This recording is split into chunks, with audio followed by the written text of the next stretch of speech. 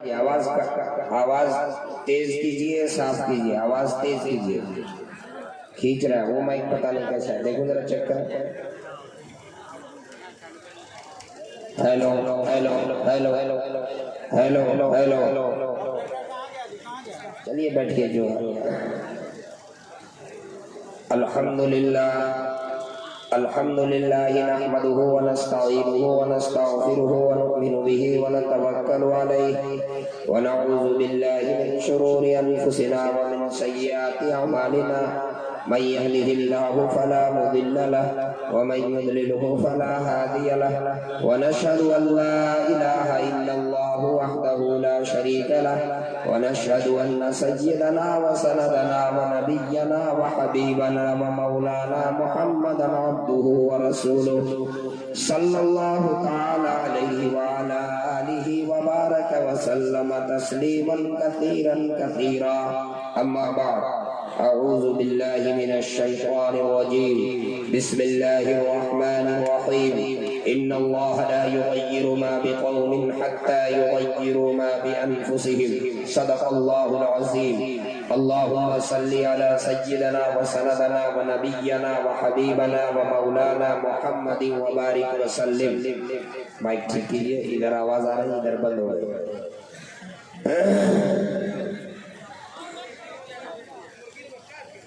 ذی وقار صدر اجلاس، اسٹیج پہ تشریف فرما موقر اکابر علماء کرام و دانشوران عظام، آپ حضرات کافی دیر سے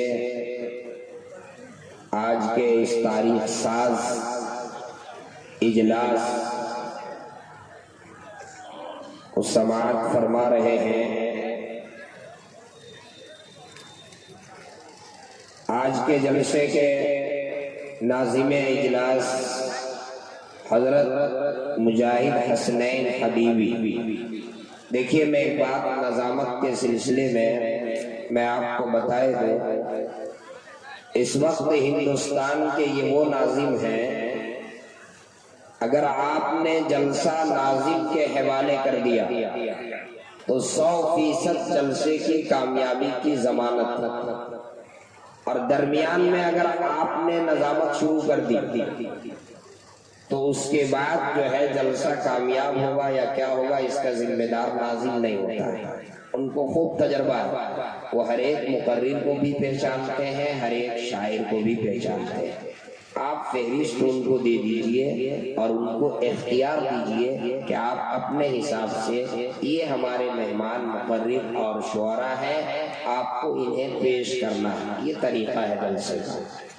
اور مجاہد حسنین صاحب یقیناً ایسے ناظم ہیں، میں نے دیکھا ہے لاکھوں کے مجمع میں نظامت کرتے ہیں، ایک ایک جلسے میں درجنوں شعراء موجود ہوتے ہیں، اور پھر ان کے مرتبے کا خیال کرتے ہوئے کون کس لائق ہے کہ ان کو کب پیش کرنا ہے، اس کا ہنر میں سمجھتا ہوں مجاہد حسنین حبیبی سے اچھا اس وقت کسی اور کو، شاعر ہو یا مقرر ہو، اللہ ان کی عمر میں برکت عطا فرمائے۔ دوستو، آج کے جلسے کے حوالے سے چونکہ وقت بہت زیادہ مجھے نہیں ملا ہے، وقت کم ہے، میں آپ کی خدمت میں مختصر گفتگو کروں گا، لیکن آپ خاص طور پہ نوجوان لوگ اس عزم کا اظہار کریں کہ اس اسٹیج سے جو باتیں اس وقت کہی جائے گی انشاءاللہ اس پہ سب کے سب عمل کریں گے انشاءاللہ۔ ذرا دونوں ہاتھ اٹھا کر کہیے انشاءاللہ۔ بھائی مائک ذرا سا، آپریٹر صاحب کھانے چلے گئے، اب چاہے جان چلی جائے، یہ عجیب بات ہے بھائی۔ دیکھیے شعراء کرام ابھی اشعار پیش کر رہے تھے، اور ہمارے اسٹیج پہ کامل بھائی اور دیگر جتنے کمیٹی کے ذمہ دار لوگ ہیں وہ ان کو انعام سے نواز رہے تھے۔ آپ کے اس گاؤں میں بسنترائے میں اس سے پہلے ایک بار میری حاضری اور ہوئی ہے، غالباً 4 سال پہلے، جب عیدگاہ میں جلسہ ہوا، بہت کامیاب واقعہ ہوا تھا. مجھے یاد ہے اس وقت میری حاضری ہوئی تھی. حضرت مولانا جمیل صاحب بنگلور سے تشریف لائے تھے اور دوبارہ حاضری کی سعادت نصیب ہوئی. آپ جس طرح سے شعراء اکرام کو انعام سے نواز رہے تھے، میں نے بیٹھے بیٹھے یہ محسوس کیا کہ یہ سخی لوگوں کی بستی ہے، بخیلوں کی نہیں. ایک بہت بڑا بخیل تھا، بہت بڑا بخیل. بعض لوگ تو ایسے ہوتے ہیں کہ صرف دینی کاموں میں بخالت سے کام لیتے ہیں، خرچ نہیں کرتے، دیتے نہیں. لیکن بعض کی بخالت کا عالم یہ ہوتا ہے کہ وہ گھر میں بچوں پر بھی خرچ نہیں کرتے. بہت بڑا بخیل تھا. ان کے بچے منتظر ہوتے تھے کہ گھر میں کوئی مہمان آئے تو گوشت آئے. بڑی بچے خوش ہوتے تھے. سال 6 مہینے میں کوئی مہمان آئے تو گھر پہ گوشت پکتا تھا. ایک روز اتفاق سے ایک مہمان چلے آئے تو بچوں کو بڑی خوشی ہوئی، چہرے میں بالکل خوشی کی جگمگاہٹ کہ آج مہمان آ گیا تو گوشت پکے گا. والد صاحب نے اپنے بیٹے کو بلایا اور پیسہ دیا، کہا بیٹا جاؤ اور دکان سے گوشت لے کر کے آؤ، مٹن لے کر کے آؤ. چنانچہ وہ گئے مٹن والے کے پاس اور بچے نے جا کر کے کہا کہ دیکھیے مہمان ہے گھر میں، اس لیے ذرا بہترین گوشت نرم نرم بوٹی دیجیے گا. مجاہد بھائی کیا کہا؟ نرم بوٹی دیجیے گا. تو قصاب نے کہا بیٹا میں تمہیں پہچانتا ہوں. قصاب ہر ایک کو پہچانتا ہے، کون ہفتے میں لیتا ہے، کون مہینے میں لیتا ہے، کون روز لیتا ہے.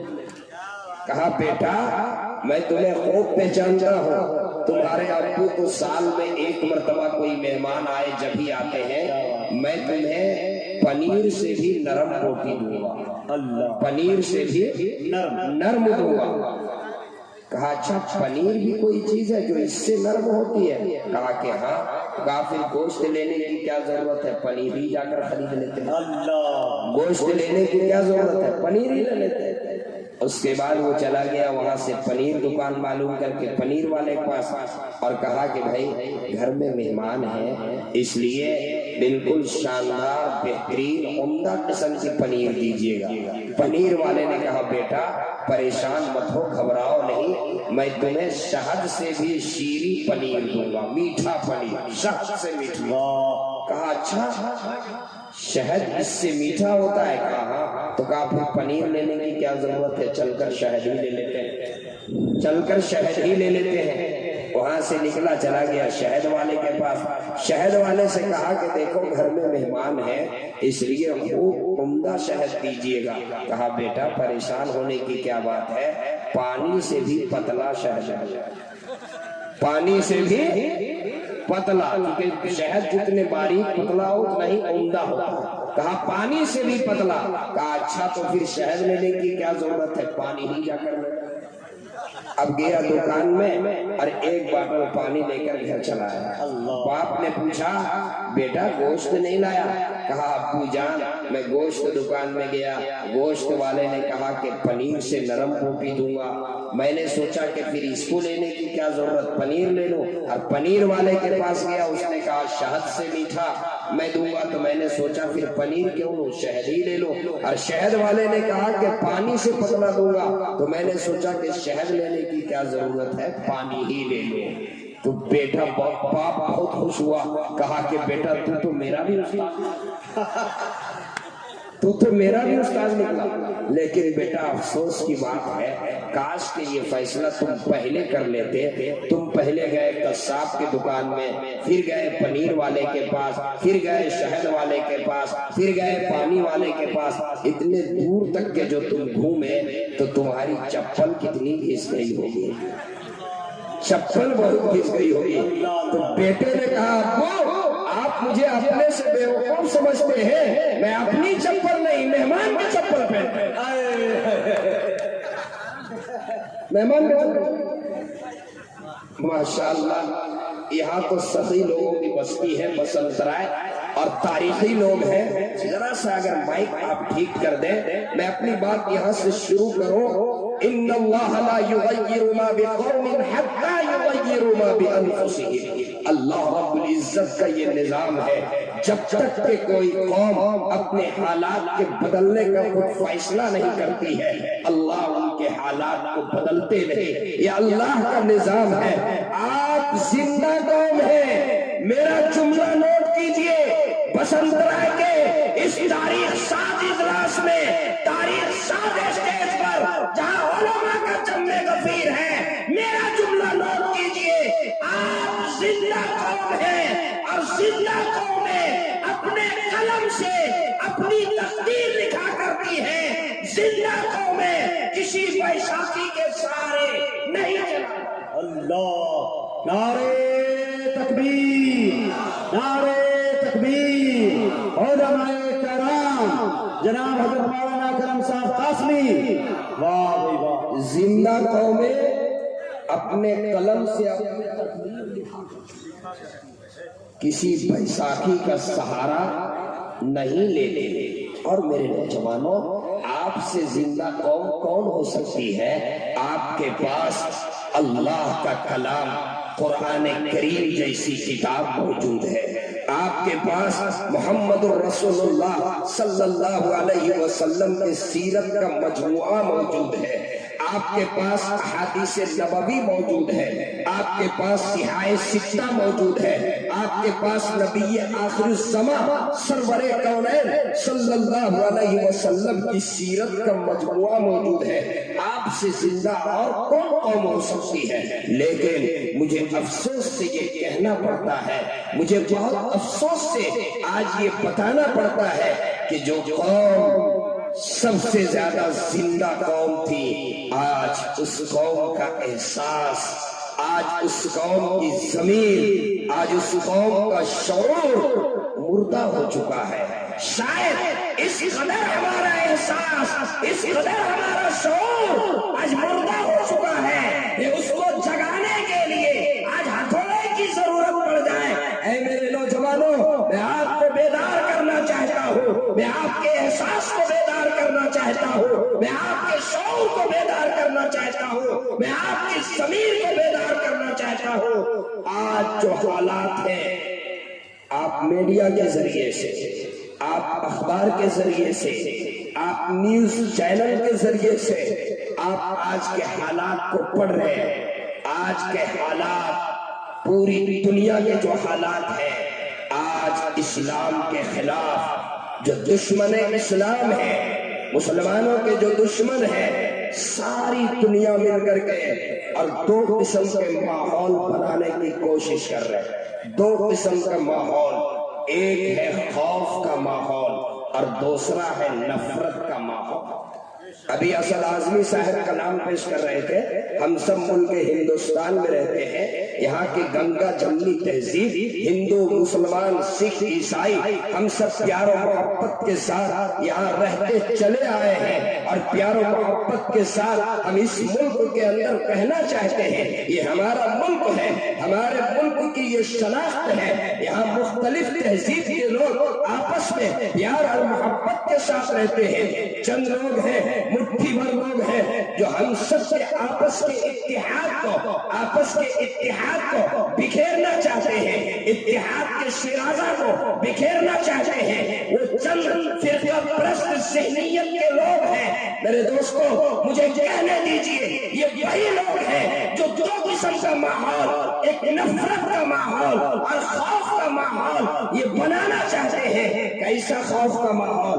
خوف کا ایسا ماحول کہ ایک ایمان والے کے سامنے نوجوان کو لچک کر دیا جائے، اس ایمان والے کو ختم کر دیا جائے، اس کو دیکھ کر کے کوئی ہمت نہ کر سکے، ٹوپی پہن کر کے چلنے کی ہمت نہ کرے، داڑھی رکھ کر کے چلنے کی ہمت نہ کرے، چہرے کے اوپر پیشانی پر سجدے کا نشان ہو، کرتا پاجامہ ہو، ہاتھ میں داڑھی ہو، سر کے اوپر ٹوپی ہو، چہرے کے اوپر داڑھی ہو، تو دنیا کو یہ باور کرایا جائے، دنیا کو یہ تاثر دیا جائے کہ یہ کوئی انسان نہیں جا رہا ہے، یہ دہشت گرد جا رہا ہے، یہ آتنکواد جا رہا ہے، اس کے بارے میں ایسا تاثر دیا جائے، یہ نفرت کا ماحول بنا دیا جائے، خوف کا ماحول بنا دیا جائے، تاکہ ایک ایمان والا اپنی ایمانی شناخت کے ساتھ ٹوپی اور داڑھی کے ساتھ وہ باہر نکلنے سے گھبرا جائے۔ میرے نوجوانوں، میں آپ کو یہ پیغام دینا چاہتا ہوں، محمد رسول اللہ صلی اللہ علیہ وسلم کی 13 سالہ مکی زندگی کو پڑھیے، صحابہ کی 13 سالہ مکی زندگی کو پڑھیے۔ اس وقت کے مشرکین نے بھی یہ دو قسم کا ماحول بنانے کی کوشش کیا۔ پہلا خوف کا ماحول، ایسا خوف کا ماحول بنایا، ایسا خوف کا ماحول بنایا، صحابہ اکرام رضوان اللہ تعالیٰ علیہ مجمعین پر ظلم و ستم کا ایسا ظلم و ستم ڈھایا، کسی کو تپتی ہوئی ریت پہ لٹایا، کسی کے سینے کے اوپر پتھر کا چٹان رکھ دیا، کسی کی گردن پر اوجھڑیاں رکھ دی، کسی کو گھسیٹا گیا، کسی کے اوپر آرا چلا دیا گیا، کسی کو تیر و تن کا نشانہ بنایا گیا۔ ایسا خوف کا ماحول، ایسے نفرت کا ماحول۔ ایک صحابی رسول چلتے ہیں، ان کو دیکھ کر کے ایک ایمان والا جا رہا ہے، ان کے چہرے کے نور کو دیکھ کر کے، ان کی سر کی ٹوپی کو دیکھ کر کے، اور لوگ مذاق اڑاتے تھے، تمسخر کرتے تھے، استہزاء کرتے تھے، مذاق اڑاتے تھے اور ان کا تمسخر کرتے تھے۔ یہ خوف اور نفرت کا ماحول اللہ کے نبی سرور کونین صلی اللہ علیہ وسلم کی مکی زندگی کے اندر 13 سالہ مکی زندگی میں پیدا کیا۔ لیکن وہ صحابہ اکرام جو ایمان پر مکمل یقین رکھتے تھے، اللہ کی ذات کے اوپر یقین تھا، وہ اللہ جو صبح کا سورج طلوع کرتا ہے، صحابہ کو اس اللہ کی ذات پر اتنا یقین تھا، اس اللہ کی ذات پر ایسا ایمان تھا، اس اللہ کی ذات پر ایسا توکل تھا، اس اللہ کی ذات پر ایسا بھروسہ تھا، صحابہ کو یقین تھا۔ صحابہ کرام رضوان اللہ تعالیٰ علیہ مجمعین کے پاؤں کے اندر لغزش نہیں آئی، ان کے پاؤں استقامت کے اندر ذرہ برابر بھی لغزش نہیں آئی۔ چنانچہ 13 سال کے بعد وہ مدنی زندگی آئی، مدنی وہ کرم مدینہ کا وہ کرم رونما ہوا، جس کے سائے میں الحمدللہ پوری دنیا اور خاص کر کے اس وقت جینے والے وہ لوگ جو اسلام کے دشمن تھے، وہ لوگ جو ایمان والے کے دشمن تھے، وہ لوگ جو مومن کے دشمن تھے، وہ لوگ جو مسلمانوں کے دشمن تھے، وہ اسلام کے پرچم تلے آ گئے، وہ اسلام کے بولنے والے ہو گئے۔ میرے دوستوں، میں ایک کہنا چاہتا ہوں، آج کے ماحول میں یہ پیغام دینا چاہتا ہوں، مایوس ہونے کی ضرورت نہیں ہے، گھبرانے کی ضرورت نہیں ہے، پریشان ہونے کی ضرورت نہیں ہے۔ اپنے احساس کو بیدار کیجئے، اپنے شعور کو بیدار کیجئے، اپنی ضمیر کو بیدار کیجئے۔ آپ زندہ قوم ہیں، آپ کے پاس اللہ کی کتاب موجود ہے، آپ کے پاس قرآن کریم موجود ہے، آپ کے پاس مسجد کے ممبر و محراب موجود ہے، آپ کے پاس محمد رسول اللہ کی سیرت موجود ہے، آپ کے پاس صحابہ کی سیرت موجود ہے، آپ کے پاس تابعین کی سیرت موجود ہے، آپ کے پاس خانہ کعبہ ہے، آپ کے پاس غلاف کعبہ ہے، آپ کے پاس صفا و مروہ ہے، آپ کے پاس آب زمزم ہے۔ یہ ساری چیزوں کے ہوتے ہوئے آپ پریشان کیوں ہیں؟ پریشان ہونے کی ضرورت نہیں، گھبرانے کی ضرورت نہیں۔ میرے دوستوں، میرے نوجوانوں، میرے ایمان والے بھائیوں، آپ ذرا اس تاریخ کو اٹھا کر کے پڑھیے جب تاتاریوں کی طرف سے اسپین کے اوپر حملہ ہوا تھا۔ اس وقت وہ حملہ جس میں ہزاروں نہیں، جس میں لاکھوں لوگوں کا قتل عام ہوا تھا، لاکھوں مسلمانوں کا قتل عام ہوا تھا، ان کے سر کو دھڑ سے الگ کر دیا، اور یہ کہنے کی اور یہ بتانے کی کوشش کی گئی، ہلاکو خان جو سب سے ظالم بادشاہ ہلاکو خان، اس کے سامنے لاکھوں لوگوں کے سر کو الگ کر دیا تاکہ اس کے مینار بنا دیا جائے، اور ہلاکو خان جب سر اٹھا کر کے دیکھے تو اس کی پگڑی نیچے گر جائے۔ وہی تاتاری جنہوں نے اسپین کے اوپر جب حملہ کیا، اس وقت ہلاکو خان کا پوتا ایک دن جنگل سے شکار کرتے ہوئے چلا آ رہا تھا۔ سنیے، آپ تاریخ سنیے، جنگل سے شکار کرتے ہوئے ہلاکو خان کا پوتا چلا آ رہا تھا، گھوڑے کے اوپر سوار تھا، اس نے دیکھا ایک مولوی صاحب چلے جا رہے ہیں جس کے سر پر ٹوپی کا تاج ہے اور جن کے چہرے پر داڑھی کا نور ہے اور جن کی پیشانی پہ سجدے کا نشان ہے۔ چنانچہ اس ہلاکو خان کے پوتے نے سواری سے نیچے اتر کر کے اور مولوی صاحب کو اپنے قریب بلایا اور بلا کر کے اس کے دل میں یہ بات آئی کہ ذرا اس کا مذاق اڑائے، ذرا اس کا مذاق اڑائے، ذرا اس کے ساتھ تمسخر کرے، ذرا اس کے ساتھ دل لگی کرے۔ بلایا اور بلا کر کے کہا مولوی صاحب یہ بتاؤ، یہ میرا شکاری کتا ہے، یہ کتا تم سے بہتر ہے یا تم اس کتے سے بہتر؟ کیا کہا؟ یہ کتا تم سے بہتر ہے یا تم اس کتے سے بہتر ہو؟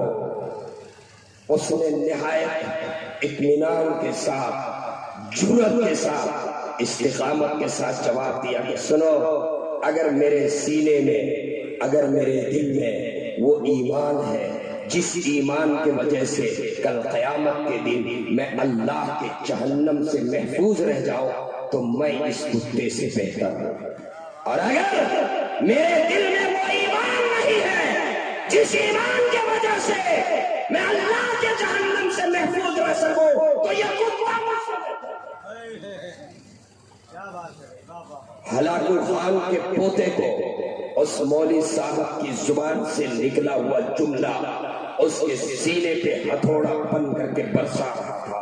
رات بھر وہ سویا نہیں، وہ کروٹ لیتا رہا، بے چین رہا اس بات کو جاننے کے لیے کہ آخر وہ کون سی نعمت ہے، وہ کون سی دولت ہے، کون سی نعمت ہے جس دولت کے حاصل ہو جانے کے بعد ایک انسان کتے سے بہتر ہو سکتا ہے، اور وہ کون سی دولت ہے جس دولت کے نہیں ہونے سے کتا انسان سے بہتر ہو سکتا ہے۔ رات بھر وہ بے چین رہا۔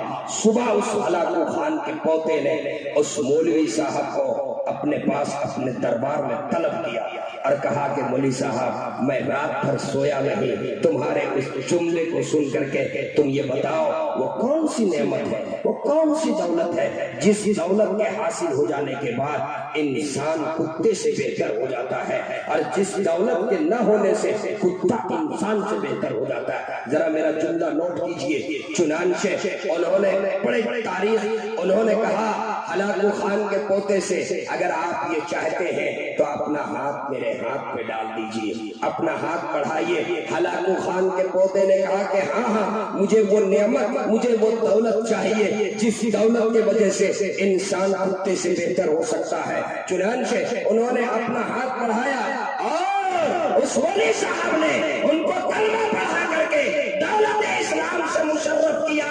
تاریخ اٹھا کر کے دیکھ لیجئے، تاریخ پڑھیے، وہ تاریخ جس نے لاکھوں لوگوں کا قتل عام کیا تھا، اس کے بعد وہاں کی تاریخ ایسی بنی، کوئی ایک شخص اس میں ایسا باقی نہ رہا جو اسلام کی دولت سے سرفراز نہ ہو۔ علامہ اقبال نے کہا ہے آیا یورش تاتار کے افسانے سے، ہے آیا یورش تاتار کے افسانے سے، پاسبہ مل گیا کعبے کو صنم خانے سے، پاسبہ مل گیا کعبے کو صنم خانے سے۔ اے میرے نوجوانوں، آج ضرورت اس بات کی ہے آپ سچا محمد الرسول اللہ کا غلام بن جاؤ، آپ محمد الرسول اللہ سے سچی محبت کرنے والا بن جاؤ۔ اے نوجوانوں، آپ کے پاس نبی کی سیرت کا مجموعہ موجود ہے، آپ چلو تو آپ کو دیکھ کر یہ کوئی کہہ دے کہ یہ نبی کا غلام جا رہا ہے، آپ کے لباس کو دیکھ کر کہہ دے یہ نبی کا غلام ہے، آپ کے اخلاق کو دیکھ کر کہے یہ نبی کا غلام ہے، آپ کے کردار کو دیکھ کر کہے یہ نبی کا غلام ہے، آپ کی پیشانی بولے یہ نبی کا غلام ہے، آپ کی زبان بولے یہ نبی کا غلام ہے، آپ کے چہرے کا نور بولے یہ نبی کا غلام ہے، آپ کے سر کا امامہ بولے یہ نبی کا غلام ہے، آپ کے ٹخنے سے اوپر پاجامہ بولے یہ نبی کا غلام ہے، آپ کی معاشرت بولے یہ نبی کا غلام ہے، آپ کی تجارت بولے یہ نبی کا غلام ہے، آپ کی شادی بیاہ بولے یہ نبی کا غلام ہے، آپ کا کاروبار بولے یہ نبی کا غلام ہے، آپ کی خوشی کا موقع بولے یہ نبی کا غلام ہے، آپ کے غم کا موقع بولے یہ نبی کا غلام ہے۔ اگر آپ تاجر ہیں تو آپ کی دکان کا ترازو بولے یہ نعرے تکبیر، نعرے تکبیر، غلام مصطفیٰ افسوس سے مجھے کہنا پڑتا ہے اپنے نوجوانوں کو، آج ہمارے نوجوان جو محمد الرسول اللہ صلی اللہ علیہ وسلم غلام ہیں، آج ان کا لباس دیکھ کر کوئی کہہ نہیں سکتا کہ یہ نبی کا غلام ہے۔ آج ہمارا نوجوان کہیں حادثے کا اللہ نہ کرے شکار ہو جائے تو دیکھ کر کے پتہ نہیں چلتا کہ یہ نبی کا غلام ہے یا کوئی اور، پتہ نہیں چلتا۔ آج ہمارا نوجوان پھٹا ہوا جینس پہنتا ہے۔ کسی زمانے میں مجاہد صاحب کوئی پھٹا ہوا کپڑا پہنتا تھا تو لوگ یہ تصور کرتے تھے کہ یہ غریب آدمی ہے، اس کے پاس پہننے کے لیے کپڑا نہیں، تب پھٹا ہوا کپڑا وہ پہنتا تھا، پیون لگا ہوا کپڑا پہنتا تھا۔ لیکن آج یورپ کی تہذیب سے، یورپی تہذیب، انگریزوں کی تہذیب، وہاں کوئی پھٹا ہوا جینس پہن لیتا ہے، ہمارا نوجوان اس کا نقل کرتا ہے اور وہ پھٹا ہوا جینس پہنتا ہے۔ آج کوئی پیمن لگا ہوا جینس یورپ میں پہنتا ہے، ہمارا نوجوان اس کا نقل کرتا ہے اور پیمن لگا ہوا جینس پہنتا ہے۔ ہمارا نوجوان انگریزی بال تک کاٹتا ہے اور وہ یہ سمجھتا ہے کہ ہم قوم کا باعثر ہے، ہم نمائندہ ہیں۔ اے میرے نوجوانوں، میں اصلاح معاشرہ بسنت رائے کے اس اصلاح معاشرہ کے اس اسٹیج سے میں آپ کو یہ پیغام دینا چاہتا ہوں، اے نوجوانوں، یہ آپ کا لباس نہیں، یہ اسلامی لباس نہیں، یہ نبی کے غلاموں کا لباس نہیں، یہ نبی کے متوالوں کا لباس نہیں ہے۔ اے نوجوانوں، اپنے لباس کو درست کرو، اپنے وضاحت کو درست کرو، اور اے میرے نوجوانوں، اصلاح معاشرہ کا آپ نے جلسہ کیا ہے تو اصلاح معاشرہ کے حوالے سے ابھی اگر میں چند بات نہ کروں تو شاید اس جلسے کا حق میں ادا نہ کر سکا۔ نوجوانوں کے حوالے سے خاص طور پہ میں دو باتیں آپ کی خدمت میں پیش کر کے اور حبیبی صاحب میں رخصت ہو جاؤں گا۔ میں جانتا ہوں جلسے کی فہرست لمبی ہے اور وقت کم ہے، لیکن اس کے باوجود دو باتیں ضروری ہے جو میں آپ کی خدمت میں پیش کروں گا۔ پہلی بات، اے میرے نوجوانوں، اللہ کے نبی سرور کونین جناب محمد الرسول اللہ صلی اللہ علیہ وسلم نے ایک موقع پہ یہ ارشاد فرمایا، توجہ سے ذرا سن لیجئے کہ میری امت اس وقت تک کے ترقی کی راہ پر گامزن رہے گی، ترقی کے زینے کو طے کرتی رہے گی جب تک میری امت میں 3 خرابیوں میں سے کوئی ایک خرابی پیدا نہ ہو۔ 3 خرابیوں میں سے کوئی ایک خرابی جب تک میری امت میں پیدا نہیں ہوگی، میری امت کامیابی کے زینوں کو طے کرتی رہے گی۔ اس کا مطلب یہ ہے کہ جب ان 3 خرابیوں میں سے کوئی ایک خرابی بھی میری امت میں پیدا ہو جائے گی تو اسی دن سے میری امت کامیابی کے زینوں پہ چڑھنے کے بجائے ناکامی کا شکار ہو جائے گی۔ میں صرف جھلک پیش کروں، پہلی خرابی میرے آقا ارشاد فرماتے ہیں جب تک کہ میری اس امت کا تعلق علم سے رہے گا، علم حاصل کرتے رہیں گے، قرآن کریم پڑھتے رہیں گے، علم حاصل کرتے رہیں گے، علم کا رواج رہے گا، پڑھنے اور پڑھانے کا رواج رہے گا، گھروں سے قرآن کی تلاوتوں کی صدائیں آتی رہیں گی، بچے قرآن پڑھتے رہیں گے، ماں بہنیں قرآن پڑھتی رہیں گی، بچوں کے اندر اسلامی عقائد موجود ہوں گے، بچوں کو ایمانیات معلوم ہوگا، ہمارے لوگ قرآن سے تعلق رکھیں گے، قرآن سے وابستہ ہوں گے، علم سے تعلق ہوگا، علم حاصل کرتے رہیں گے، یہ امت کامیابی کے سیڑھیوں کو طے کرتی رہے گی۔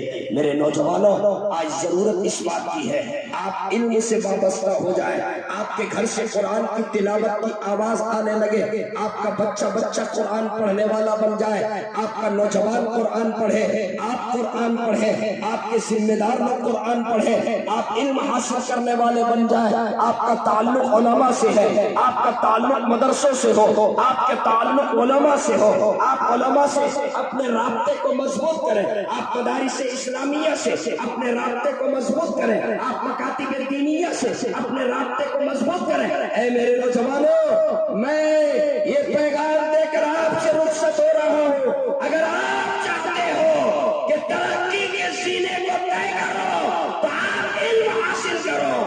لڑائیاں لاٹھیوں کے ذریعے سے نہیں لڑی جاتی، لڑائی علم کے ذریعے سے، ایجوکیشن کے ذریعے سے آپ کہتے ہو کہ ہمیں ہمارا حق نہیں ملتا، حق لاٹھیوں سے نہیں، آپ کو حق ملے گا۔ آپ علم حاصل کیجئے، ایجوکیشن حاصل کیجئے، آپ کے پاس وہ علم ہو کہ دنیا کے سارے محکمے میں آپ کی نمائندگی ہو۔ آج یہاں پر اس مجلس میں ہاتھ اٹھا کر کے اور یہ ارادہ کیجئے، ایسا نہیں ہوگا کہ میں اپنے بچوں کو مزدور بنا دوں، میرا بچہ پیدا ہو میں اس کو بمبئی بھیج دوں، میں اس کو سلائی میں لگا دوں، میں اس کو کڑھائی میں لگا دوں۔ نہیں، آپ فاقے میں رہیے، آپ بھوکے رہیے۔ صدر جمعیت علماء حضرت مولانا سید ارشد مدنی کا پیغام ہے، اپنے بچوں کو پڑھاؤ، ایجوکیشن حاصل کرو، علم حاصل کرو، علم حاصل کرو۔ آج جمعیت علماء الحمدللہ ہزاروں لوگوں کو علم کے لیے، تعلیم کے لیے وظائف دے رہی ہے۔ آج ہی میں نے پڑھا حضرت صدر محترم کا، ایسا نہیں ہے کہ صرف مسلم بچوں کو، نہیں، ہمارے برادران وطن کو بھی، ہمارے ہندو بھائی کو بھی جمعیت علماء جس طریقے سے مسلم بچوں کو اسکالرشپ کے طور پہ وظائف دیتی ہے، اسی طریقے سے ہمارے ہندو بھائیوں کو بھی دیتی ہے، ہمارے ہندو بھائی کو بھی، برادران وطن کو بھی دیتی ہے۔ جمعیت کا پیغام ہے، ہم آپس میں پیار اور محبت کے ساتھ رہیں گے، اور وہ چند یوٹیوبر لوگ جو فرقہ پرست ہیں، جو آپس میں لڑانا چاہتے ہیں، دھرم کی بنیاد پر، مذہب کی بنیاد پر لڑانے کی بات کرتے ہیں، ہم آپس میں مل جل کر کے رہیں گے اور ان کے اس خواب کو کبھی شرمندہ تعبیر نہیں ہونے دیں گے۔ تو پہلی بات تو یہی ہے کہ آپ علم حاصل کریں۔ دوسری بات، پیارے آقا صلی اللہ علیہ وسلم فرمایا، غور سے سنیں، یہ پیغام خاص کر کے نوجوانوں کے لیے۔ آقا نے فرمایا، جب اس امت میں حرام اولاد کا وجود عموم اور شیوع ہوگا تو یہ امت پر اللہ کی غضب نازل ہو جائے گی۔ اے میرے نوجوانوں، حرام اولاد، حرام اولاد، حرام اولاد کا وجود کیسے ہوتا ہے؟ جب ناجائز رشتے قائم ہوتے ہیں۔ توجہ کیجیے، نکاح والے لوگ خاص طور پر سنیے گا، حرام اولاد جب ناجائز رشتے وجود میں آتے ہیں، اور ناجائز رشتے وجود میں کب آتے ہیں؟ جب جائز رشتوں کو ہم مشکل بنا دیتے ہیں۔ جائز رشتہ کیا ہے؟ نکاح۔ ہم نے جب نکاح کو مشکل بنا دیا تو ناجائز رشتے وجود میں آنے لگے، اور جب ناجائز رشتے وجود میں آنے لگے تو اس کے نتیجے میں حرام اولاد پیدا ہونے لگی۔ اے میرے نوجوانوں، آپ یہ طے کرو کہ ہم رشتے کو آسان بنائیں گے، نکاح شریعت کے مطابق کریں گے، نکاح فی المساجد کا رواج ڈالیں گے۔ آپ نے سنا ہوگا ابھی کچھ دنوں پہلے ایک عافیہ نامی بچی اپنے آپ کو سمندر کے حوالے کر دیتی ہے، دریا کے چھلانگ لگا دیتی ہے۔ کیوں؟ اے میرے نوجوانوں، اس میں ہمارا اور آپ کا قصور ہے، ان بھکمنگوں کا قصور ہے جو نکاح کے موقع پر جہیز لیتے ہیں، شادی بیاہ کے موقع پر تلک اور ڈیمانڈ کرتے ہیں، جو کمپنی کا نام لکھ کر کے دیتے ہیں، گاڑی چاہیے اس کمپنی کی، فریج چاہیے اس کمپنی کی، واشنگ چاہیے اس کمپنی کی، پلنگ چاہیے اس کمپنی کی، اور پھر 500 بارات چاہیں گے اور کھانے کا یہ مینو۔ اے میرے نوجوانوں، اگر آپ نے اپنے اس احوال کو چینج نہیں کیا، ایک عافیہ نامی بچی نہیں، ہم جیسوں کے وجہ سے، ہم جیسے بے غیرتوں کے وجہ سے سینکڑوں عافیہ نامی بچی اپنے آپ کو سمندر کے حوالے کر دے گی۔ کبھی آپ نے یہ سوچا ہماری بہنیں اپنے آپ کو پھانسی کے پھندے میں لٹکا لے رہی ہے، اپنے اوپر پٹرول چھڑک لے رہی ہے، اپنے جان کا نذرانہ دے دے رہی ہے۔ اے میرے نوجوانوں، آپ تاریخ پڑھیے، آپ حالات کو پڑھیے، آج ایک تو نہیں، سینکڑوں مسلم بچیاں غیروں کے ہاتھ میں چلی گئی، ارتداد کا تہانہ کھل گیا، مرتد ہو رہی ہیں ہماری بچیاں۔ کیوں؟ اس لیے کہ ہم نے شادی کو مشکل بنا دیا، ہم نے نکاح کو مشکل بنا دیا۔ جب نکاح کو مشکل بنایا تو ہماری بچیاں غربت کی وجہ سے، غیروں کے ہاتھ میں چلی جا رہی ہیں، ہماری بچیاں ناجائز رشتے قائم کر رہی ہیں اور اس کے ذریعے سے حرام اولاد وجود میں آ رہے ہیں۔ میرے دوستوں، ابھی کچھ دنوں پہلے مسلم پرسنل لا بورڈ کے سیکریٹری حضرت مولانا عمرین محفوظ صاحب کا میں بیان سنا۔ انہوں نے بیان میں کہا کہ مہاراشٹر میں 2 سگی بہنیں، ذرا توجہ سے سنیے، 2 سگی بہنیں ایک ہوٹل میں جسم فروشی کرتے ہوئے پکڑی گئی۔ جب اس سے پوچھا کس چیز نے مجبور کیا جسم فروشی پر تم کو، کیوں تم یہ قدم اٹھائی، تو 2 سگی بہنوں نے جو رپورٹ دی ہے، اے میرے پسند رائے اور گڈا کے نوجوانوں، اگر آپ کے دل کے اندر ذرہ برابر بھی ایمانی حمیت ہوگی تو آپ کا کلیجہ کانپ جائے گا، آپ کا ضمیر بیدار ہو جائے گا۔ اور آج اس اصلاح معاشرہ کے جلسے میں آپ آج کے طے کر کے اٹھیں گے کہ ہماری وجہ سے ہماری کسی بہن کی عزت نہیں لوٹے گی، ہماری کوئی بہن غیروں کے ہاتھ میں نہیں جائے گی، ہماری کوئی بہن سمندر کے حوالے نہیں ہوگی، پھانسی کے پھندے پہ نہیں لٹکے گی۔ اگر آپ کے اندر اس جملے کو سننے کے بعد اگر ذرہ برابر بھی ایمانی غیرت اور حمیت ہوگی تو آج اس جلسے میں آپ اعلان کریں گے۔ وہ 2 سگی بہنیں حبیبی صاحب یہ کہتی ہے کہ مولانا اصل بات یہ ہے، میری ایک اور بہن ہے، اس بہن کا نکاح رشتہ طے ہے، فلاں تاریخ کو نکاح ہونا ہے، نکاح کی تاریخ قریب آنے والی ہے اور لڑکے والے کی طرف سے سامان جہیز کی ایک فہرست آئی، اس فہرست میں لڑکے والے نے یہ کہا کہ ہمیں مہاراجا پلنگ چاہیے۔ کیا چاہیے؟ مہاراجا پلنگ چاہیے۔ وہ دونوں بہنیں، ان کے آنکھوں میں آنسو آ گیا، وہ سسکتے ہوئے کہتی ہے کہ مولانا میرا باپ بوڑھا باپ ہے، وہ مزدوری کرتا ہے، میرے باپ کے اندر یہ صلاحیت نہیں کہ میری بہن کے لیے وہ مہاراجا پلنگ کا انتظام کرے۔ جب نکاح کی تاریخ قریب آنے لگی تو ہم 2 بہنوں نے رات کی تنہائی میں یہ فیصلہ کیا کہ چلو اپنے جسم کو بیچ کر کے اور اپنی بہن کے لیے مہاراجا پلنگ کا انتظام کریں۔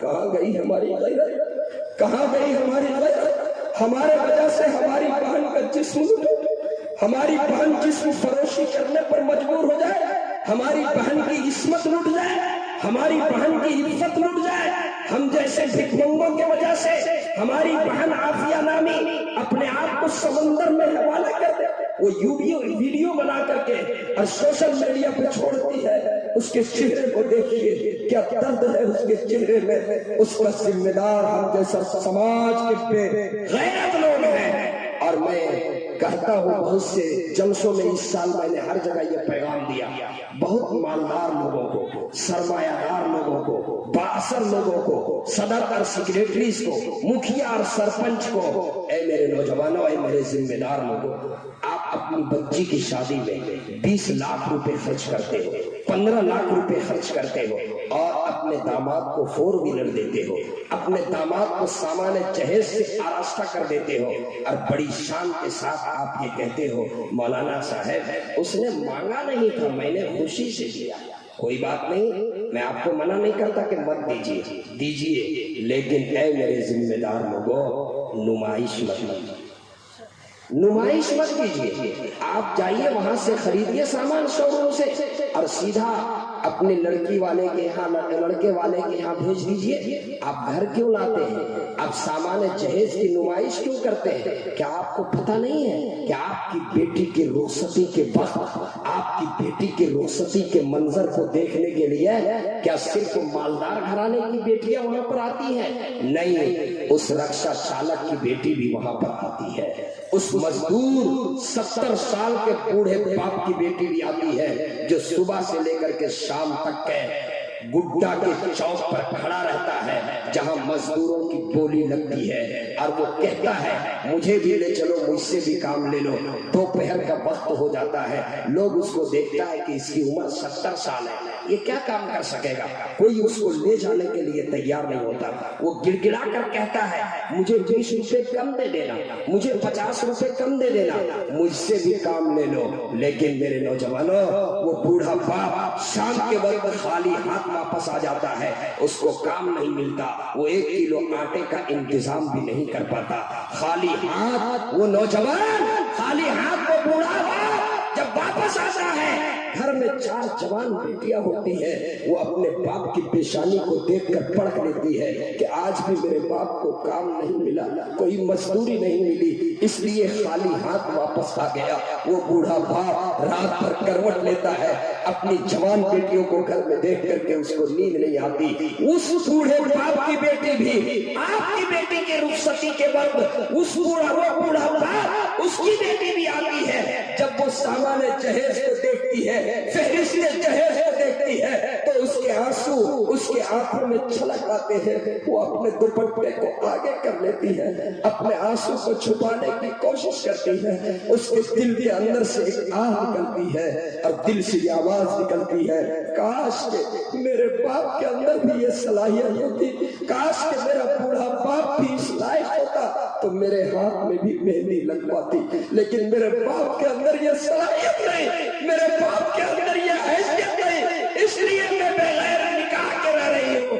5 मरतबा वही बच्ची मजबूर हो करके हम जैसे जालिम समाज के लोगों के इस रवैये को देख करके और वो गलत कदम उठा लेती है, कभी मुर्तद होती है, कभी गैर के हाथ में चली जाती है, कभी जान का नजराना दे देती है, कभी फांसी के फंदे को चूम लेती है, कभी समंदर में कूद जाती है, कभी अपने ऊपर पेट्रोल छिड़क लेती है। ऐ मेरे नौजवानों, मैं ये पैगाम आपको देना चाहता हूँ, इस्लाह मुआशरा के जलसे में आप हाथ उठा करके और इस अज़्म का इजहार कीजिए और इस इरादे को जाहिर कीजिए कि हमारे होते हुए ये नहीं हो सकता है कि हमारी किसी बहन और किसी बेटी की इज्जत नीलाम हो, हमारे वजह से किसी बहन बेटी की इज्जत का सौदा हो, ये नहीं हो सकता है। हम जिंदा रहेंगे तो अपनी बहन बेटियों की इज्जत का तहफ़्फ़ुज़ करेंगे, इज्जत की हिफाजत करेंगे और निकाह आसानी के साथ शरीयत के मुताबिक और सुन्नत के मुताबिक सादगी के साथ निकाह करेगा। कितने लोग करेंगे जरा हाथ उठाइए। माशाअल्लाह माशाअल्लाह माशाअल्लाह, अल्लाह जज़ाए खैर दे। कामिल भाई ने भी हाथ उठा लिया, दोबारा ही लगा। अच्छा, मुजाहिद भाई उठा है तो मुजाहिद भाई काजी बनकर निकाह भी पढ़ा दो। माशाअल्लाह, बहुत मुझे खुशी हुई आपने हाथ उठाया। अभी 3 दिन पहले मैं रांची में एक जलसे में था, मैं बयान करके नीचे उतरा, एक नौजवान आया, मुझसे मुसाफा किया बड़ी मोहब्बत से और कहा कि मौलाना साहब, आज ही से मैंने ये फैसला कर लिया आपकी तकरीर सुनने के बाद, अब मैं अपनी जिंदगी के अंदर तब्दीली लाऊंगा, अपनी जिंदगी के अंदर इनकलाब लाऊंगा। मेरा दिल खुश हो गया। अगर एक नौजवान ने भी दिल से ये इरादा कर लिया कि आज से मैं अपनी जिंदगी में तब्दीली लाऊंगा, मैं यहाँ के तमाम जिम्मेदारों से कहूंगा, सदर हाजी साहब से कहूंगा और हजरत सदर हाजी खुर्शीद साहब, नायब सदर मौलाना शफीक साहब और सेक्रेटरी मौलाना सरफराज साहब और नायब सेक्रेटरी कामिल साहब और शमशेर साहब, शायद मुझे नाम याद रह गया, ये सारे साहब और जितने कमेटी के मेंबरान हैं, मैं सबसे कहूंगा अगर आज के इस मजमे में ये ठाठे मारता हुआ मजमा अगर एक नौजवान ये तय कर ले इंशाअल्लाह आज से अगर मेरे चेहरे पर दाढ़ी नहीं तो अब मैं दाढ़ी रखूंगा, आज अगर मैं कुंवारा हूँ तो निकाह में सुन्नत के मुताबिक करूंगा, अगर मैं नमाज नहीं पढ़ता तो अब मैं नमाज का पाबंद हो जाऊंगा, अगर मैं शराब का आदी हूँ तो शराब से तौबा कर दूंगा, जुए से तौबा करूंगा, जिना से तौबा करूंगा, झूठ नहीं बोलूंगा, चोरी नहीं करूंगा, गलत निगाह नहीं इस्तेमाल करूंगा, गलत कदम नहीं उठाऊंगा, गलत जुबान इस्तेमाल नहीं करूंगा, गाने बजाने नहीं सुनूंगा। ए मेरे नौजवान, अगर एक नौजवान ने ऐलान कर दिया तो मैं कामिल भाई से कहूंगा हर साल आप जलसा कीजिए, और कमेटी के जिम्मेदारों से कहूंगा आप हर साल इस्लाह मुआशरा का जलसा कीजिए, इसलिए कि आपके जलसे से नौजवानों की जिंदगी में तब्दीली आए। अब अगर आप इजाजत दें, उलमा स्टेज पर अगर इजाजत है तो इस्लाह मुआशरा के ताल्लुक से एक और बात की निशान नहीं करके मैं अपनी बात को एक बात, इसका ताल्लुक तो निकाह के साथ, अभी 3 बच्चों का यहाँ निकाह भी होगा। आज बहुत लोग ये शिकायत करते हैं, बहुत शिकायत, हमारे नौजवान बूढ़ा बाप शिकायत करता है, मौलाना साहब जरा दुआ कर दीजिए, कोई तावीज दे दीजिए। नहीं, कौन सी के तावीज? बेटा बातें नहीं सुनता, मेरा बेटा बातें नहीं सुनता। ए मेरे दोस्तों जरा सुनो, बच्चे की पैदाइश पे बाप को कितनी खुशी, मिठाइयाँ तकसीम करता। जब बाप बूढ़ा हो जाए तो बाप इंतजार करता है, सुबह बेटा निकलता है, शाम को आता है, बाप दरवाजे पे बैठा रहता है, शायद मुझे सलाम करेगा, शायद मुझसे आकर मेरी खैरियत मालूम कर लेगा। लेकिन जिस बेटे के पैदाइश पर बाप ने मनो मिठाइयाँ तकसीम किया था, उस बेटे के पास इतनी फुर्सत नहीं है कि वो अपने बाप के पास जाकर 2 मिनट वक्त दे दे और अपने बाप की खैरियत मालूम कर ले, अपनी बूढ़ी माँ की खैरियत मालूम कर ले। ए मेरे नौजवानों, मुझे याद आता है जब मैं 4 साल पहले, जब मैं आपके बसंतराय के तारीख 7 इजलास ईदगाह के अंदर जो हुआ था, उस ईदगाह में मैंने बयान किया था, वालिदैन के हुकूक का भी उसमें मैंने जिक्र किया था। मैं एक वाकया अपने नौजवानों के लिए बड़े इख्तिसार के साथ मैं नकल करता हूँ। जो लोग मेरी तकरीर यूट्यूब वगैरह में सर्च करके सुनते हैं, शायद कि वो कभी सुने हो, आज से चंद महीने पहले मैंने उस वाकये को 2 जलसों के अंदर नकल किया। आप सुन लें, उसके बाद मैं अपनी बात को खत्म कर दूंगा। ये इस नीयत से सुना रहा हूँ ताकि हमारे नौजवानों के अंदर जो वालिदैन की खिदमत में कमी आई है, वालिदैन के साथ जो नाइंसाफी करते हैं, वालिदैन के जो हुकूक को नहीं समझ रहे हैं। हाँ, शादी हो जाती है, शादी ब्याह होने के बाद फिर वो अपने वालिदैन को भूल करके और उनकी खुशदामन और उनके ससुर वो अब्बू और अम्मी हो गए और अपने माँ बाप घर से बाहर हो गए। मैं उन नौजवानों को एक पैगाम देना चाहता हूँ, जरा तवज्जो से सुन ले। हमारे पीर हजरत पीर जुल्फकार साहब नक्शबंदी रहमतुल्लाह दामत बरकातहुल आलिया ने ये खिताब फरमाया, मैंने उसको सुनकर आपके सामने मैं नकल कर दे रहा हूँ। आप इस अज़्म का इजहार कीजिए कि सुनने के बाद इस पर अमल करेंगे। जरा हाथ उठाकर कहिए कितने लोग अमल करेंगे। माशाअल्लाह, बिल्कुल जिंदा मजमा है, ये तो मुजाहिद साहब की करामत है। इस तरह मजमे को इन्होंने बांध दिया है, ऐसा लग रहा है 12 बज गए, लेकिन ऐसा लग रहा है कि जलसा अब शुरू, ऐसा लग रहा है कि जलसा अब शुरू। बस यही वाकया बयान करके अपनी बात को मैं खत्म करूंगा। एक साहब की शादी हुई पड़ोसी मुल्क में, 25 साल के बाद उनके यहाँ औलाद हुई। कितने दिनों के बाद? 25 साल बाद। आप सोच सकते हैं अगर 25 साल बाद बेटा हो तो कितनी खुशी हुई होगी। उसने अपने बच्चे को पढ़ाया लिखाया और इस कदर पढ़ाया, इतना पढ़ाया कि वो SDO बन गया। क्या बन गया? SDO बन गया। उसके बाद उसने अम्मी से कहा, अम्मी जान अब मेरा निकाह कर दीजिए। कहा, बेटा बड़ी अच्छी बात है, तुम अपने पसंद का रिश्ता तलाश कर लो ताकि मैं तुम्हारा निकाह कर दूं। रिश्ता तलाश किया, निकाह हो गया। वो गांव का रहने वाला था। निकाह के बाद उसकी बीवी जब गांव के अंदर आई तो कहने लगी, चंद दिन रहने के बाद मैं यहाँ कैसे रहूंगी? आपके घर में लाइट नहीं है, आपके घर में AC नहीं चलती है, आपके घर में पंखे नहीं है, आपके यहाँ पानी का सुविधा नहीं है, पानी का इंतजाम नहीं है, मैं कैसे रहूं? माँ ने कहा, बेटा ये जो कह रही है वो सही कह रही है, शहर की रहने वाली बच्ची है, देहात में कैसे रहेगी? तुम ऐसा करो, इसको लेकर के जाओ और जो सरकारी आवास तुमको मिला है वहीं पर तुम इसको रखो, मेरे तरफ से इजाजत है। और सुनो बेटा, कभी कभी मुलाकात के लिए आ जाओ, अम्मी भी है अब्बू भी है। कहा, ठीक है अम्मी। चले गए, वो सरकारी आवास के अंदर रहने लगे। हफ्ते में एक रोज रूटीन बनाए, हफ्ते में एक दिन अपनी अम्मी और अब्बू से मुलाकात के लिए वो आ जाते थे। آتے ملاقات کے لیے تو بیگم پوچھتی تھی کتنی دیر میں لوٹو گے؟ 1 گھنٹے میں۔ تو کبھی ایسا ہوتا کہ 2 گھنٹہ ہو جاتا، کبھی 3 گھنٹے ہو جاتے۔ واپس جاتا تو بیگم جھگڑا کرتی تھی، ارے آپ تو یہاں سے نکلتے ہیں تو بال بچہ ہی بھول جاتے ہیں، آپ کو تو بچوں کی یاد ہی نہیں آتی ہے، کیا آپ جاتے ہیں کچھ پتہ ہی نہیں چلتا۔ وہ بیچارہ نرم دل کا آدمی سن لیتا تھا۔ چند دنوں کے بعد، مہینوں کے بعد ایک ویکینسی آئی سعودی عرب سے، اس کو اس نے پڑھا۔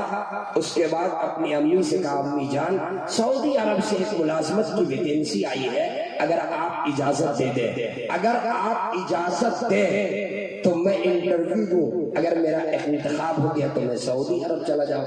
کون ماں نہیں چاہتی کہ میرا بیٹا ترقی کرے؟ کون باپ نہیں چاہتا کہ میرا بیٹا ترقی کرے؟ کہا بیٹا بہت اچھی بات ہے، خوشی خوشی انٹرویو دو۔ انٹرویو دیا اور انٹرویو میں وہ کامیاب ہو گیا۔ اس کے بعد جب وہ سعودی عرب جانے لگا تو ماں نے کہا بیٹا اپنے بچوں کو لے کر کے جاؤ، بیوی کو ساتھ میں لے کر کے جاؤ۔ کہا بڑی اچھی بات ہے۔ اور ماں نے نصیحت کی، بیٹا تم جس مقام پر جا رہے ہو وہ بڑا مقدس مقام ہے، وہیں پر حرم کعبہ ہے، وہیں پر حرم پاک ہے، وہیں پر آقا کا روضہ بھی ہے۔ اے میرے بیٹے جب تمہیں موقع ملے تو اللہ کے گھر میں عمرے کے لیے جانا، حج کا مہینہ آ جائے تو حج بھی کر لینا، اور اے میرے لخت جگر موقع ملے تو آقا کے روضے پہ سلام پڑھنے کے لیے بھی جانا، آقا کے روضے پہ سلام بھی پڑھنے کے لیے جانا۔ کہا ٹھیک ہے امی جان۔ چنانچہ وہ سعودی عرب چلا گیا۔ جب موقع ملتا تو عمرہ کرتا، حج کا مہینہ آ جاتا تو حج کرتا۔ حضرت پیر صاحب کہتے ہیں کہ 13 سال تک میں مسلسل بلا داغا حج کرتا رہا۔ 13 سال گزرنے کے بعد ایک روز اس نے خواب دیکھا، اے نوجوان تو حج پر حج کرتا جا رہا ہے، عمرے پر عمرہ کرتا جا رہا ہے، لیکن سنو تیرا ایک بھی حج قبول نہیں۔ وہ مطاف میں جہاں طواف کرتے ہیں وہیں مطاف کہتے ہیں، وہ کھڑے ہو کر کے خوب رونے لگے، دہاڑے بہن بھر کر کے رونے لگا۔ ایک اللہ والے کا گزر ہو رہا تھا، اس نے پوچھا کہ کیوں رو رہے ہو؟ نوجوان نے اپنی داستان سنایا، کیا بتاؤں 13 حج ہو گئے، آج میں نے یہ خواب میں دیکھا کہ میرا ایک بھی حج قبول نہیں۔ اللہ والے کی نگاہ کچھ اور ہوتی ہے۔ اللہ والے نے پوچھا یہ بتاؤ تو کہاں کا ہے؟ میں انڈیا کا ہوں۔ تیرا باپ زندہ ہے کہ ہاں؟ والدہ زندہ ہے کہ ہاں؟ کب سے ملاقات نہیں ہوئی؟ کہ 13 سال ہو گئے۔ کتنا؟ 13 سال۔ کہا جلدی سے ویزا بناؤ، وہ پڑوسی ملک کا تھا۔ کہا جلدی سے ویزا بناؤ، ٹکٹ کا انتظام کرو اور جاؤ اپنے والدین سے ملاقات کرنے کے لیے۔ چنانچہ پیر صاحب وہ ولی اللہ کے کہنے پر فوراً اس نے ٹکٹ کا انتظام کیا اور وہاں سے وہ نکلا، اور جب اپنے گاؤں کے سرحد کے اندر داخل ہو رہا تھا، اس گاؤں کا نام کیا ہے؟ ساکھی۔ گاؤں کے سرحد پہ جب داخل ہونے لگا تو اتفاق سے گاؤں کے باہر ایک نوجوان سے ملاقات ہو گئی۔ اس نوجوان سے چائے کے ہوٹل میں چائے پی رہا تھا، ملاقات ہوئی، اس سے پوچھا 13 سال بعد آ رہا تھا، اس کو پہچانتا نہیں تھا۔ کہا کہ یہ بتاؤ فلاں نام کا آدمی تم اس کو جانتے ہو؟ کہا کہ ہاں میں جانتا ہوں۔ کہا کہ وہ میرے گاؤں کا ہے، لیکن اس کا ایک بیٹا ہے جو نہایت ناہنجار، نہایت بے وفا ہے، نہایت نالائق ہے، اس کا انتقال ہو گیا اس کے باپ کا۔ آج سے 1 مہینہ پہلے اس کا باپ دنیا سے رخصت ہو گیا۔ اس کا ایک بیٹا ہے جو سعودی عرب میں رہتا ہے، وہ اس کے جنازے میں بھی نہیں آیا۔ فون کا زمانہ نہیں تھا، موبائل کا زمانہ نہیں تھا، اس کو خیریت بھی معلوم 13 سال تک کے نہیں ہو سکی تھی۔ اس کے پاؤں تلے زمین کھسک گئی، بوجھل قدموں کے ساتھ آگے بڑھا، اپنے گھر پہ پہنچا۔ دروازے یوں لگا ہوا تھا، ہلکے ہاتھوں سے دروازے کو دل میں یہ ارادہ رکھ کر دستک دیا، پتہ نہیں میری امی مجھے گھر میں داخل ہونے دے گی یا نہیں دے گی، میری امی مجھے جانے دے گی یا نہیں دے گی، پتہ نہیں میری امی مجھ پر ناراض ہوگی، میں اپنے ابو کے جنازے میں بھی نہیں آیا، میرے ابو دنیا سے چلے گئے، امی اندر داخلے کی اجازت بھی دے گی یا نہیں، امی بات بھی کرے گی یا نہیں کرے گی۔ یہ سوچتے ہوئے دروازے پہ دستک دیا، دروازہ کھل گیا، اندر سے دیکھا جب داخل ہوا کہ بوڑھی ماں جو نہایت کمزور ہے، ضعیف ہے، نحیف ہے، بوڑھی ماں لیٹی ہوئی ہے، چارپائی پہ لیٹی ہوئی، بہت کمزور، دبلی پتلی۔ یہ کھڑا ہو گیا اس سوچ میں کہ دیکھوں میری ماں نیند سے ہے یا بیدار ہے۔ اگر نیند سے ہے تو میں انتظار کروں کہ میری ماں جگ جائے تب میں سلام محبت کروں، اور اگر میری ماں بیدار ہے تو میں سلام کر دو۔ آگے بڑھا، جب سرہانے کی طرف گیا تو دیکھتا ہے، اس کی نگاہیں دیکھتی ہے کہ امی جان اپنا ہاتھ یوں کیے ہوئے لیٹے لیٹے کچھ دعا مانگ رہی ہے، کچھ دعا مانگ رہی ہے۔ اس نے اپنا کان امی کے ہونٹ کے قریب کیا کہ ذرا میں سنو یہ کیا دعا مانگ رہی ہے، یہ کیا کہہ رہی ہے میری ماں۔ جب کان قریب کیا تو سنا ماں یہ دعا کر رہی تھی، اے اللہ تو خوب جانتا ہے میرا خاوند، آج سے 1 ماہ پہلے تیرا پیارا ہو گیا، انتقال ہو گیا۔ اے اللہ میرا ایک ہی بیٹا ہے جو سعودی عرب میں رہتا ہے، جو میرا محرم ہے۔ اے مولا میری یہ آرزو ہے، میری یہ تمنا ہے، میری یہ خواہش ہے کہ میرے انتقال سے پہلے میرا بیٹا، میرا لخت جگر میرے گھر آ جائے، تاکہ جب میرا انتقال ہو تو میرے جنازے کو قبر میں اتارنے والا میرا محرم بیٹا خود موجود رہے اور وہ میرے جنازے کو قبر میں اتارے۔ یہ سن کر کے اور بیٹا سلام کرتا ہے، کہتا ہے امی جان میں آپ کا بیٹا حاضر، امی جان میں آپ کا لخت جگر حاضر۔ میرے نوجوانوں ذرا ماں کی ممتا سنو، ایک ماں کی محبت کو دیکھو، ایک ماں کے دل کے جذبات کو دیکھو۔ ماں کیا جواب دیتی ہے جب بیٹے کی آواز سنتی ہے تو ماں کہتی ہے کہ اے میرے لخت جگر، اے میرے نور نظر، مجھے موتیا بن ہو گیا، مجھے موتیا بن ہو گیا، میں تمہیں دیکھ نہیں پا رہی ہوں۔ اے میرے نور نظر میں تمہیں دیکھ نہیں پا رہی ہوں، ذرا مجھ سے قریب آ جاؤ، میں تیرے جسم کی خوشبو کو سونگھنا چاہتی ہوں۔ اے میرے لخت جگر میں تجھے دیکھ نہیں پا رہی ہوں، میں تیرے جسم کی خوشبو کو سونگھنا چاہتی ہوں۔ میرے نور نظر مجھ سے قریب آ جاؤ۔ ایک ماں جو 13 سال تک کے جس بیٹے نے اپنے ماں کی خبر نہیں لی، جس بیٹے نے 13 سال تک کے اپنے باپ کی خبر نہیں لیا، انتقال ہو گیا، جنازے میں نہیں آیا، اس ماں کی ممتا کو میں سلام کرتا ہوں۔ وہ ماں کہتی ہے میرے بیٹے ذرا مجھ سے لپٹ جاؤ، میں تیرے جسم کی خوشبو کو سونگھنا، تیرے جسم کی خوشبو کو سونگھنا چاہتی ہوں۔ اے میرے نوجوانوں کہاں چلے گئے؟ ارادہ کرو، اگر ماں حیات سے ہے، بوڑھی ماں، بوڑھا باپ حیات سے ہے، اصلاح معاشرہ کے جلسے میں یہ ارادہ کر لو آج کہ اپنی ماں کا قدم دباؤ۔ آج آپ نماز پڑھتے، کوئی پوچھے کیوں؟ جنت کے لیے۔ روزہ کیوں؟ جنت پانے کے لیے۔ زکوٰۃ کیوں؟ جنت پانے کے لیے۔ حج کیوں؟ جنت پانے کے لیے۔ اگر آپ جنت حاصل کرنا چاہتے ہو، جنت صحراؤں میں نہیں، جنت بیابانوں میں نہیں، جنت شراب کے اڈوں میں نہیں، جنت جوے کے اڈوں میں نہیں، جنت زنا کی کوٹھیوں میں نہیں، جنت بازاروں میں نہیں۔ اگر آپ جنت حاصل کرنا چاہتے ہو میرے نوجوانوں، بوڑھی ماں کا پاؤں دباؤ، جنت آپ کے گھر میں موجود ہے، جنت ماں کے قدموں میں موجود ہے، آپ ماں کا پاؤں دباؤ۔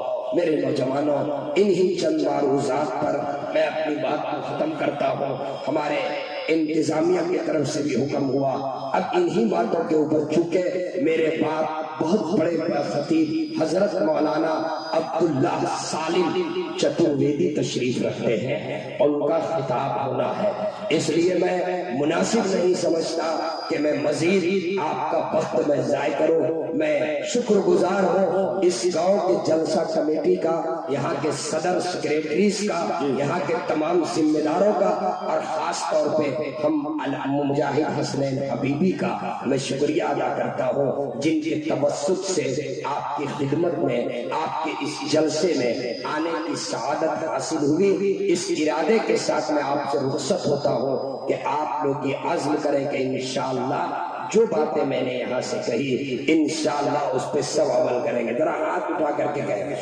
جس دور پہ نازا کی دنیا وہ زمانہ بھول گئے, غیروں کی کہانی یاد رہی, اپنا فسانہ بھول گئے, منہ دیکھ لیا آئینے میں پردہ نہ دیکھے سینے میں, جینے کو جی لگایا ایسا مرنے کو مسلمان بھول گئے. اور تکبیر تو اب بھی ہوئی ہے مسجد کی فضا میں اے انور, جس ضرب سے دل ہل جاتے تھے وہ ضرب لگانا بھول گئے. وما توفیقی الا باللہ. نکاح حضرات تشریف لے آئے.